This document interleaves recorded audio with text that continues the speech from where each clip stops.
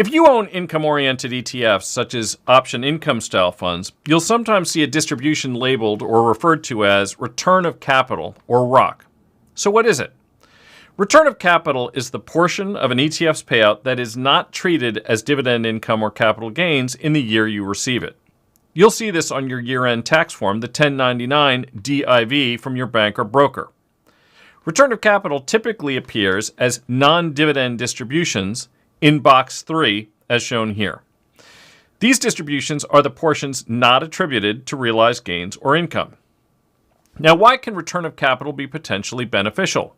Because return of capital is usually not taxable when you receive it. Instead, it reduces your cost basis in the ETF shares. Let's say you buy an ETF at $50 per share. Over the year, you receive $3 in distributions, and $2 of that is classified as return of capital. That $2 generally isn't taxed this year, but your cost basis drops from 50 to 48. So you're effectively deferring taxes. You may pay more later because when you eventually sell, a lower cost basis means a larger capital gain. But the key advantage is timing.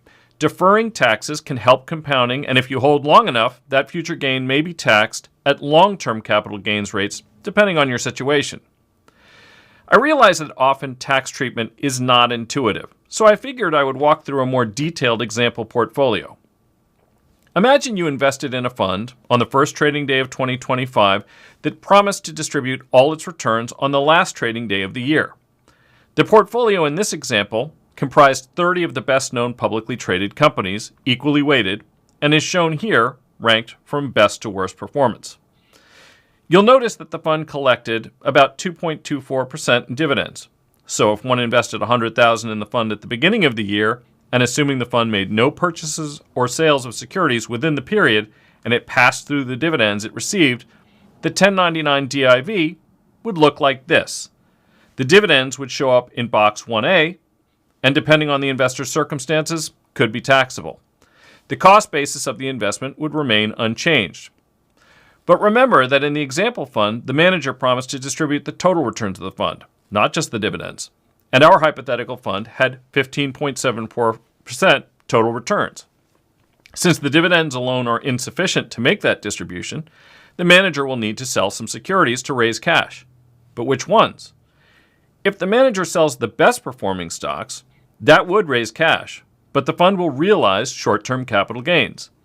The portion of the distributions that came from dividends and short-term capital gains would again appear as total ordinary dividends and may be subject to tax, in which case the 1099 DIV for a $100,000 investment might look like this.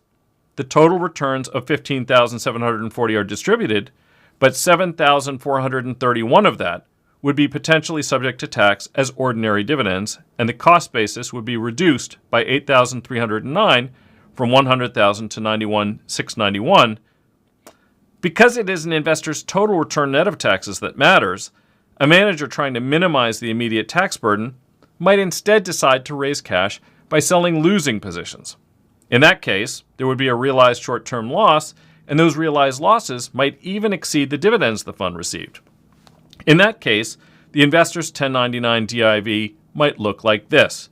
The entire $15,740 distribution, equivalent to 15.74% total returns on the $100,000 investment, would appear as a non-dividend distribution in box 3. In all examples, the fund's total returns were still 15.74%, but the potential tax implication for the investor were different in each example. If you're a YieldMax investor, we provide on our website the amount of a fund's distributions that are ordinary dividends and the portion that is non-dividend distributions. Go to YieldMaxETFs.com/tax documents, which will take you to this page. 2025 tax documents haven't been released yet, but I'll use the 2024 documents to provide an example. Select the 2024 ICI primary layout option, which provides a link to a downloadable Excel sheet. That sheet provides the total distribution for each payable date in column J, and the portion of that distribution that is classified for tax purposes as ordinary dividends in column Q. The difference between the two is the non-dividend distribution, or return of capital. For most investors, the higher that number is, the better, all else equal.